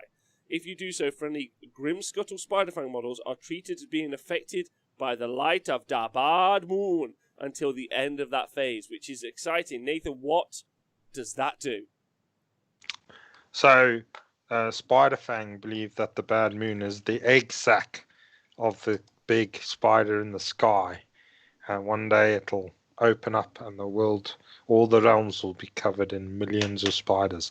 But what it means, though, is when the light of the bad moon is shining on you, your Spiderfang ability happens on a 5+ instead of a 6. On a 5, unmodified 5 or 6 instead of just a 6. Sorry. Which is not bad at all if you think about it. Yeah, because pretty good. Pretty good, because then you end up with... Go on, Dan. Once per battle. Well, yeah, but like, what more do you need? Also, if you do so, they're affected by the light of the bad moon until the end of that phase. Not even until like your next hero phase or the next turn. You can't even do it in your turn and then get it in your opponent's turn to make them go, oh, maybe I don't want to charge that unit because like they're still doing it on 5s. It's like, oh no, you already blew your wad of spider, so that's fine. I got nothing to fear. Listen, there's some wiggle room to upgrade this. I'm not gonna lie. You know, there's some wiggle room to make this for the FAQ. My question to the FAQ will be why and how dare you? Will be the two questions that I write in. But anyway, but this is quite good because Nathan, you'll be able to tell me about the awesome allegiance ability that's the bad moon. You sometimes don't necessarily get to have the dudes near where you want the moon to be, for instance, is what I'm trying to say. And so sometimes it doesn't really work in your favour, oftentimes. So knowing that there's a once per battle ability to possibly do this is good, right? Yeah. Because the bad moon is your allegiance ability for being a Gloomspike Gitz. So, you know, those times when you don't have your allegiance ability because it's not bothered to show up to the table, then you can just call on at least some of the aspect of it to help you out for a bit. Pretty good. Yeah. Pretty good. All right, so then Artifact of Power. So that's the command trait, don't forget. So then the Artifact of Power is which... a bit of an issue there in that you want a command trait that's maybe better. Who knows? So then the Artifact of Power is the Spider Sigils. Subtract 1 from the Bravery characteristic of enemy units. Well, I don't even want to read the rest. Okay. Subtract 1 from the Bravery characteristic of enemy units while within 6 inches of the bearer. In addition, add 1 to the Bravery characteristic of friendly Grimscuttle Spiderfang units while they're wholly within 12 inches of the bearer. To be fair, that one's super good because it means then if you lose one and roll a 6, you only lose 1 spider. Oh no, 1. If you roll a 1, you only lose 1 spider. Oh no, because now they're bravery. No, because then they're bravery. It'd be bravery 5. Yeah, bravery 5, and they're bravery. They're bravery 7 4, with the bravery totem. 6. Yeah, if you've bravery 9. Yeah, if you've got this on brave. on a Ragnarok spider who's your general, then yeah, he's given +3. And then they've got +2, so yeah. No, Nate. Well, you are giving them, but only when they're so within +5. 12 inches. So, yeah, only within 5. So yeah, it's not that good. Effectively, you're probably not going to take. You probably bring in a Madcap Shaman and give him a Moonface Mommet or something like that. What would that get us? So that would give you. That would subtract 1 from the armor save of an enemy unit within 12 of that shaman during the combat phase. That sounds really good. Okay, that is good. Yeah, do that. It's not a great artifact, and you have to take it. So obviously you're going. So you have to take it on a on a Spider Fang hero. So if you take a hero that's not a Spider Fang, so Moon Clan hero, this is keyword heaven. Keyword bingo. But my question is this, okay? Take a Moon Clan hero, give him an artifact, and then you bypass that artifact. Although it does mean you miss out on the other artifacts from the Spider Fang. So you can't build up the Scuttle Boss that does loads of mortal wounds. And Pete Pratt's right in the chat. We want them to run away so we can bring them back. Yeah, that's true. Maybe bring them back. Maybe. Possibly. Nah, I roll 4-ups all day. Gonna get this dice. Ready? What I want okay, so there are. What I want to ask. Oh, go on. Sorry, Dan. What I wanted to ask is that obviously not a great artifact. So I probably want to take a battalion to get access to another artifact. Do we have any worthwhile battalions? We got some War Scroll battalions. So I'll read them out for you. So first you got the Grim Scuttle War Scroll Battalion. This is 2 to 4 Grim Scuttle Ragnarok Spider units in any combination, which is pretty awesome. War parties all day. Yeah, but you could take a character and 3 battle line units and have a 1-drop. Okay. Yeah. A big spider 1-drop. Yeah. Yeah. So wait, Grim Scuttle Ragnarok Spiders. No, sorry. No. This is just the Ragnaroks. Sorry. Right. Just the Ragnaroks. So we can have a 1-drop of big boys. 1-drop of big boys, yeah. 2 to 4 of them. And this is add 1 to hit rolls for attacks made by melee weapons by units in this battalion. Oh, they're crooked spears. Crooked spears. Hitting on 4s. Yeah. Oh, he can do 7 damage now. Ooh. But don't forget that'll affect the spider fangs. But it means you do put all your characters into a little nice, or all your big gribblies into a little battalion. Add on to hit rolls is not terrible, I guess. From Monstrous Titans, that unfortunately does cost you Grim Scuttle Spider. They're all 140. They does cost you 140 points. Yeah. Not too dissimilar. They're pretty much spot on with Change Host. And then you've got Grim Scuttle Skitter Swarm, which is 0-1 Scuttle Boss or Web Spinner Shaman, and then 3+ Spider Rider units. So this is your Scuttle Boss and your Spider Riders. So another battalion here. And then through the cracks they creep. Nathan, have you got this one? Do you want to read the story? Because it sounds great. I will access it now on this little computer machine. So, through the cracks they creep, whether outflanking the foe via the use of cunning trap holes, or emerging from tunnels bored through reality by their allied skitterstrands, Deathgrot Spider Riders are adept at striking from unexpected directions. Ooh, sneaky boys. So, at the start of the first battle round, after determining who has the first turn, but before the first turn begins, you can pick up to D3 units from this battalion and remove them from the battlefield, making them less of an inconvenience to your opponent. No. If you do so, at the end of your first movement phase, set up these units again, wholly within 6 of the edge of the battlefield and more than 9 from enemy units. So you get some ambushing. You do. I can't wait for my 5-up save units to be in the enemy lines. Wait, so there's some key things to unpack here actually, which is some real strong things. Because what's nice about this is it happens after you've determined who has the first turn. Unlike the other 140-point battalion, which is called the Stormkeep Patrol, which you do before you determine who has the first turn. And there's some advantages there for you as a Spider Fang player, because they put the 60 Liberators outside of your deployment, and then you can move your guys just somewhere else. But only do 3 of them. Yeah, but you're not going to have many units anyway. They're really expensive. I love that you can move them somewhere else where they have a better chance to kill 60 Liberators. They could genuinely do. Listen, if you had 20 Spider Riders, right? That's 20, 40 Fang attacks, right? If you use that once per battle ability, Now, getting all 20 of them into combat would be like not the easiest, but we'll ignore that for a second, right? So then that's 40 attacks, right? Mhm. And any 6s to hit, or you could do once per battle, so it'd be 5s and 6s to hit. Could do a mortal wound, or you do the spell on them. That's any 5s and 6s to hit. Could do D3 mortal wounds. That's like brilliant. Like that's quite a lot. Like honestly, that's gonna be. That's. I mean, they die afterwards.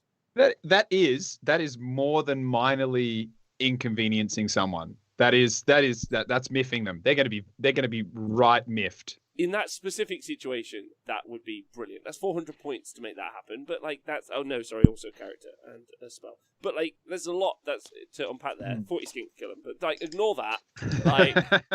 Like ignore that. Right, 3 salamanders. Ignore that. Right, and they're pretty like sweet. The OJ says, go on. They've still got to make that 9-inch charge. I think you're probably better off taking the old Skitterstorm battalion out of the book, which gives you the 12, which makes all your spider riders +2 to their move, so they're 12-inch now. So then obviously you can use the run and charge ability on them. So then you could add 8 to that, so you could have movement 20 spiders. Wait, which so I where's think the run and charge ability from? That's from the spell.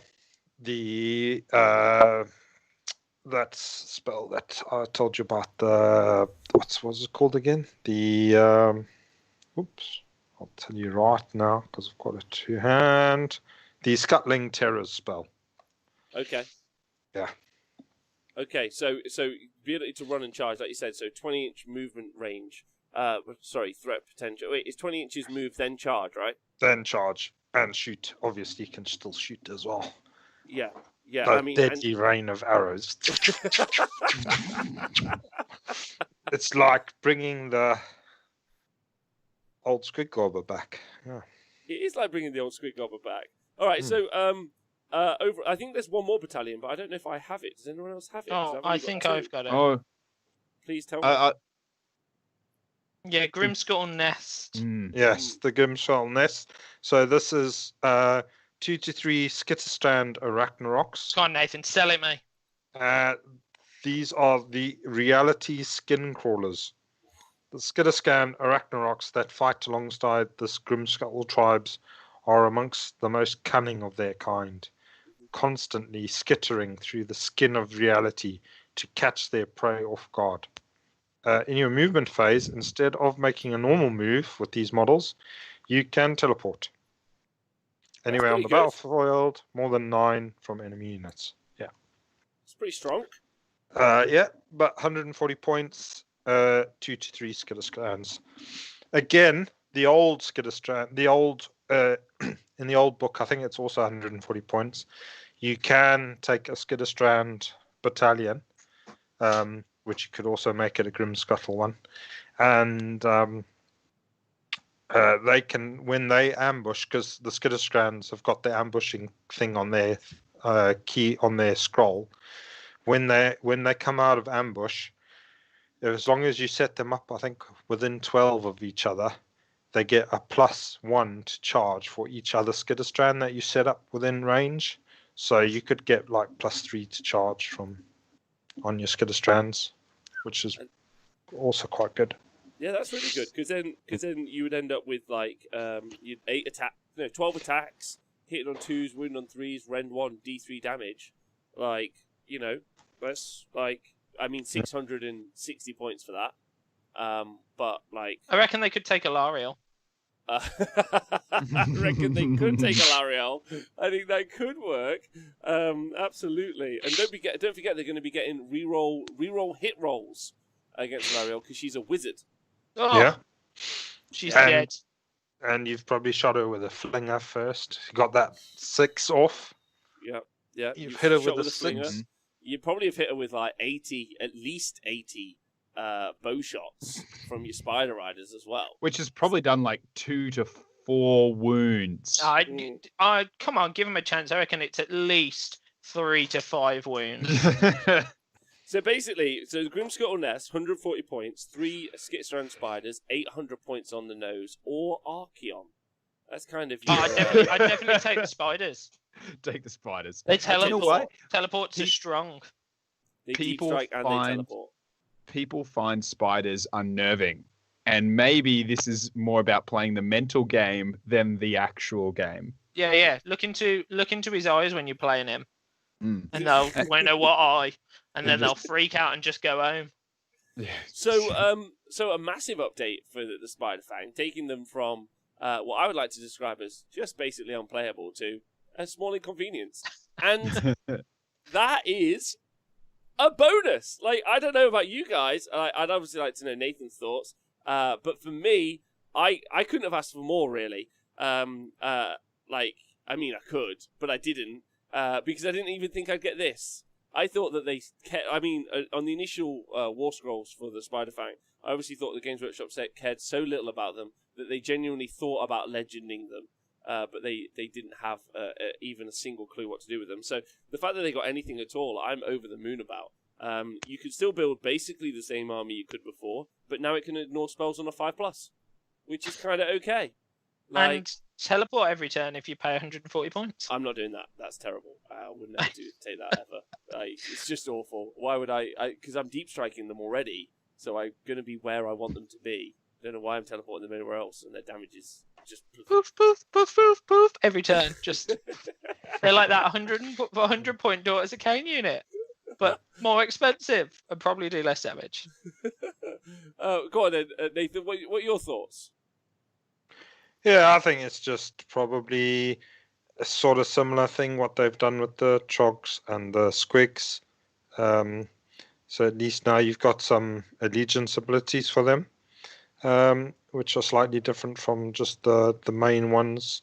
So it's and probably a similar sort of power level to the Squigs and the Trogs. I think if you had a tournament with Squigs, Trogs, and Arachnaroks and Spiders, it would probably be quite a fair fight. It would be fair. I 100% want to organise that at the T-Sports Arena when life gets back to go. I'll be like, I just need 16 destruction players, and they'll be like, we're here, let's go. It would be amazing. But the Trog has killed 2 Spider Riders. What will they do in return? It's like they've done 4 wounds. Anyway, do you know what? They've always had that potential for crazy spike damage because of that spell from the Arachnarok on the little baby spiders, and there's so many. Even 10 of them is 20 attacks, and if you set it up right, any 5+ are going to do D3 mortal wounds to hit. That's pretty significant. Ultimately, I think the only problem is it really is outshone by everything that's come out recently. You take 20 wardens from the Lumineth Realm Lords, and on 5+, they're all going to do mortal wounds. On their what is it? Are they 2 attacks each or 3? I think they're only 2 attacks each. For the shooting. Spears. No, with the spears. Oh, the wardens. spears. 2, I believe. Yeah. So they're getting 40 attacks as well, but they're reliably doing on 5-ups doing a mortal wound as opposed to the spiders, and then they're going to be sat on a 4-up, maybe 3-up armor save with a 5-up DPR, and they do cost is 280 points for the wardens versus the 200 points for the spiders. I think that's the problem. The spiders are pointed because of the output from the fangs, but they aren't really given anything. Whoa! What about their crooked spears? Don't forget the crooked spears. It hurts me to say it. It just hurts me. It pains me internally. Sources of rerolls to hit are there. There's reroll 1s to hit from the ability. The crooked spear, because the crooked spears aren't what you really count. You're trying to just do the fangs, right? And there's no sources to rerolls hit on the fangs. I'm pretty certain. Except for command point reroll 1s. That's about all you've got.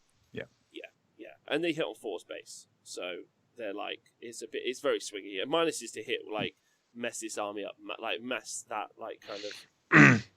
Yeah, it's not even as if once they get the attack through, it's not that dangerous. There's no rend on it anyway. True. So you're just looking for that mortal wound, and then if that doesn't happen, then you're fucked. But like Dave says in the chat, maybe we're thinking about this all wrong. Like when me and Nathan did the show a long time ago about Seraphon and what's gone wrong here. I guess the real question is, are we looking at this as a melee army and it's truly a shooting army. There's a lot of bow shots. There's a lot of flingers. Yeah. No. 220 points, James. Yeah. Yeah. 4 up, I could do D3 mortal wounds to you. It's only 220 points. Yeah. Think about that. Just think about that for a moment. Basically a Mortek crawler, but 20 points more expensive. It's ultimately the same. Right? You know, what are your thoughts? Like, a lot of bow shots. Dan, think about how many bow shots you could be doing there. 800 points. 800 points. Just to go with me for a moment. Yeah, that's going to get you 40 spiders. It's going to get you 160 shots. 5s and 5s. Like, but it's 160. What are you thinking? Look, looking at it, concerning. First thing I'm going to say, that is a large amount of dice that I have to watch my opponent roll. You could say an inconvenience. And it's definitely inconvenient. But is it a minor inconvenience, or is it slightly miffing?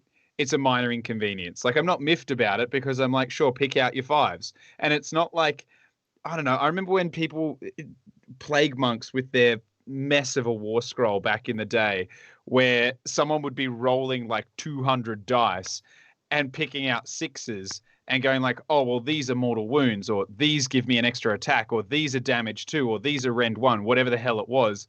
With all of those bow shots, you're rolling them, picking out the 5s and 6s, and I'm like, ooh, do they give you extra attacks? You're like, nah. Like, and then they're picking out the 6s, and they're like, ooh, do they do mortal wounds because of your spider venom? And they're like, no, they just hit. And then it gets to it, and I'm like, oh, but I bet that they're high rend, or 6s do 2 wounds when you wound me with them because they're so deadly. And it's like, no rend damage 1. I'm like, oh. Okay, all right, okay. Look, you don't sound convinced, so I'm gonna try and make it. I'm gonna make it better for you. So okay, sell it to 40 me. 40 spiders, Yep. 800 points. Yeah. Gotcha. Yep. 60 800 points. spiders, 1,200 points. Think about that. We'll just add 20 more spiders. Yeah, that's another 40 shots, right? Mm-hmm. Now you're doing 120 shots a turn, not just once per battle. A turn, and it's only 1,200 points. Only 12. Think about that for a moment. Great, yeah. I tell you what, you buy, build, and paint that army, and I'll play it, and then we'll see in real life if it's any good. Yeah, you do that. I haven't been running Sentinels, but I'll run a Sentinel army, and we'll have a shoot off, and we'll see. I think we win that. That's 120 wounds on a 5-up save. That's the average amount of wounds that you'll be facing off against. Like, the pure average. Yeah. And bravery, what was that? I mean, I'm going to have a big spider at the back. They're going to be fucking so brave. They're going to be like bravery 9. Yeah? If they're wholly within 12. It doesn't matter. If, like, how are you going to fit 120 points wholly within 12? It's just 120 a lot of wins. effort. Maximum effort is what we're going for here. Anyway, so, I mean, ultimately an unfortunate update. And whoever wrote this, I hate with the passion of... like, it's Christmas, so I don't want to hate them too much. I just hope they get some coal in their stocking, and that stocking somehow falls from the wall and hits them in the head. Not a concussion! Like, just a minor inconvenience. I don't want them hurt in a major way. I want them to be minorly inconvened, and then fall in the fire. Right, but that's not what I mean. Nathan, you got any kind of like TLDRs, long sort of like wrap-ups on this? You think spiders are any more effective now than they were?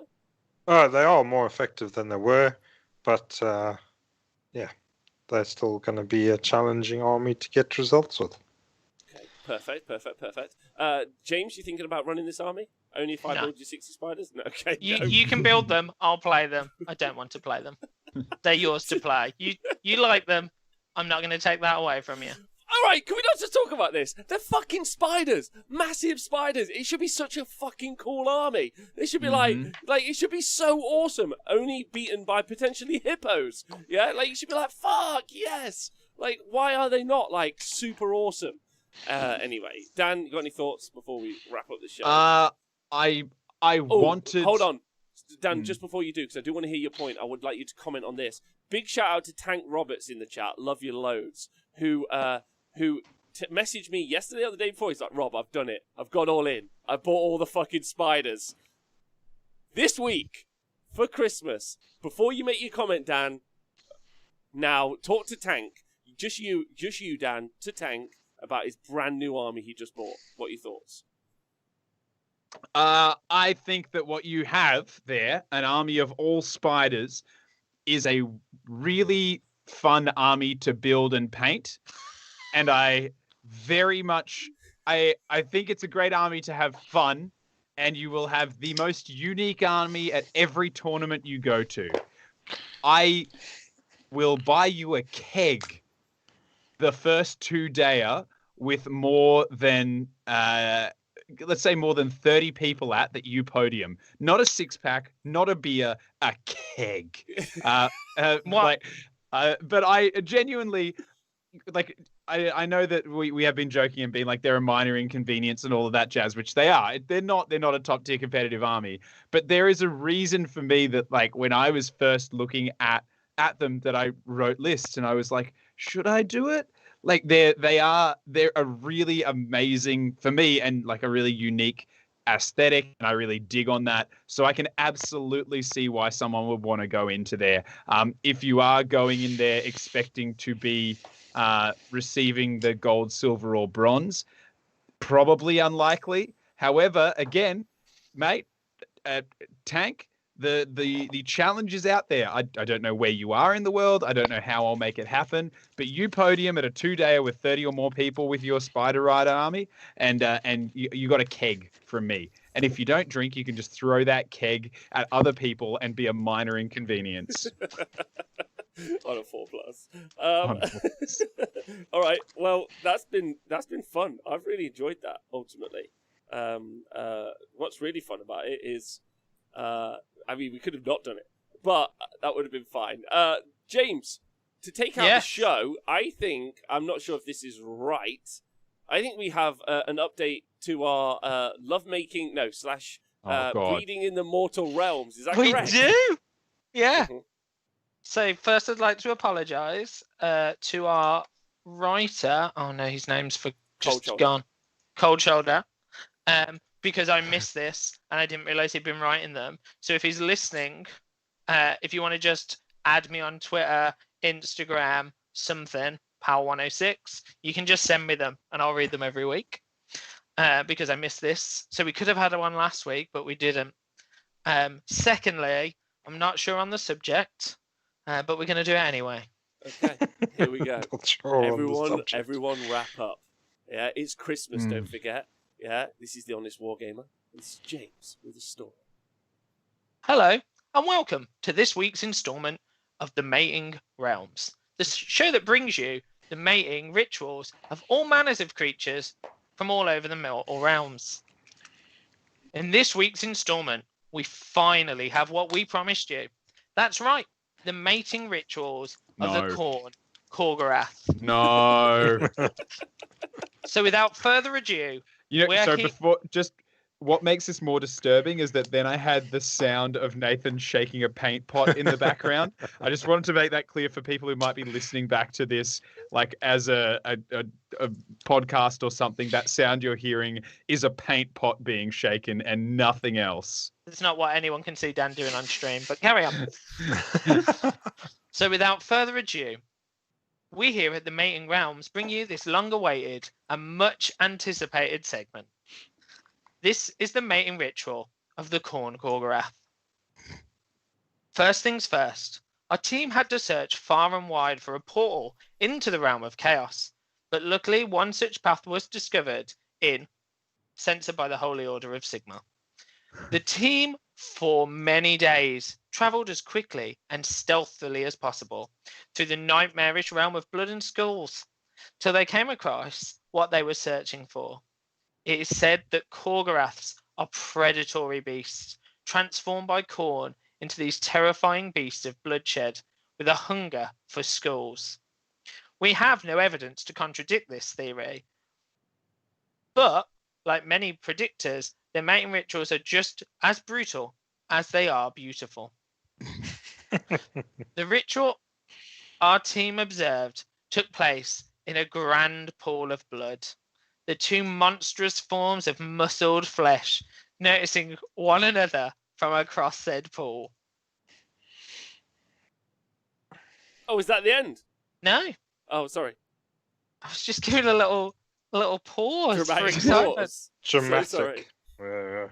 Sizing, Might we call it a pregnant pause? Oh, maybe. nice. 'Cause Nice. It seems quite full of baby. Yeah. Well, now you're just ruining it. Shh. Mm. Sizing one another up, they charged at one another, their thunderous footfalls causing splashes and waves of blood inside the pool. These two would begin to grapple with one another, roaring at each other with blood-curdling howls. One of the two monsters have deemed one another worthy of, and then the mating begins.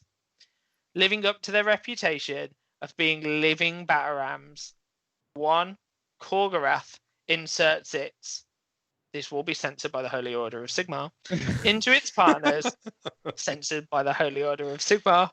These motions churning the pool of blood till the top layer of it is just a bloody froth. They shower one another in each other's, censored by Sigmar. The pair continues these bouts for, censored by Sigmar, till we believe both or at least one of them has been impregnated. Our team split at this point, each group following one of the Korgoraths. We believe the other team was caught by their Korgorath or any number of terrifying monster within Khorne's realm, as they were never seen again. Luckily, a surviving member of the other team was able to witness the birth of a new purebred Korgorath. The Korgorath will, after, censored, days, lay down, spread its, censored, out, of which will emerge a brand new, much smaller Korgorath, some would say pocket-sized. Unfortunately, at this point, our team was spotted by the smaller and still just as violent and very school-hungry Korgorath. A surviving crewmate witnessed the Korgorath, censored, and censored, to the rest of our expedition team. Our survivor fled as fast as he could back to the portal and back to our location. And with that, this has been the Mating Realms.